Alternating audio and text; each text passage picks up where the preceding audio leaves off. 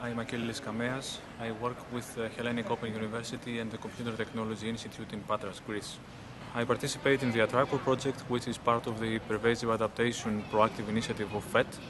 And our research is about getting heterogeneous resources to work together in the context of a dynamic system we call activity sphere. The activity sphere is a dynamic system that is composed on purpose to serve a specific user goal from the resources available within an ambient intelligence environment. Now, two aspects of this research is first heterogeneity. The resources are heterogeneous, so we have to deal with this problem. And the second one is service composition. In order to compose the services offered by these resources, we have to bind these services together on a specific platform in order to solve a specific problem. Since an activity sphere realizes a specific user goal, what we expect is that the activity sphere management will be offered as a service. So when a user enters a space, an ambient intelligence environment, carrying in his profile the activities that he wants to realize, the activity sphere service will detect these descriptions and try to instantiate the activity spheres in order to serve the specific user goals. Pervasive adaptation is context-based adaptation, but in this case, context is provided by and for pervasive systems and humans. In our project, we're talking about task-based adaptation, and our model for a task, for an activity, is the activity sphere. Now, the activity sphere provides security. One can conceive it as a bubble. It has borders. The user can regulate the borders.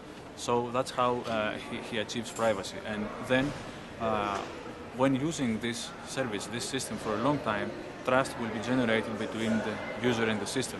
On the other hand, because the system has borders, there are resources within the system, within the borders and outside the borders.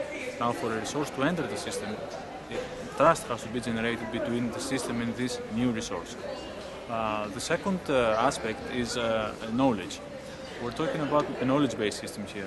So what we would expect is, because the system will be offered as a service, all the user has to carry with him is a description of his privacy and trust requirements.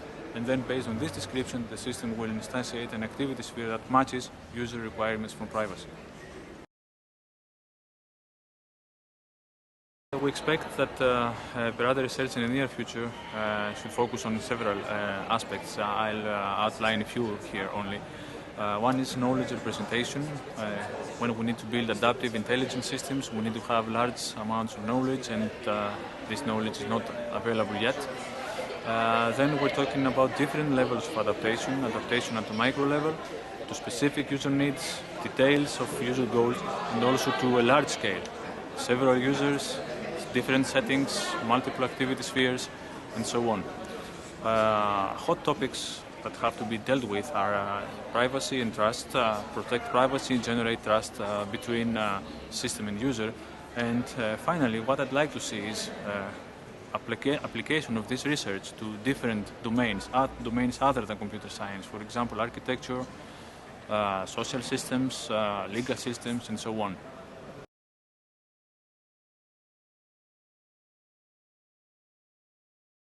We all hope that PerAda research will provide more intuitive systems for people to work with. Up to now, we have to train people to use distributed computers or new technologies. What we expect is that pervasive adaptation systems will adapt to people's needs and goals as they change, as they move through different ambient environments.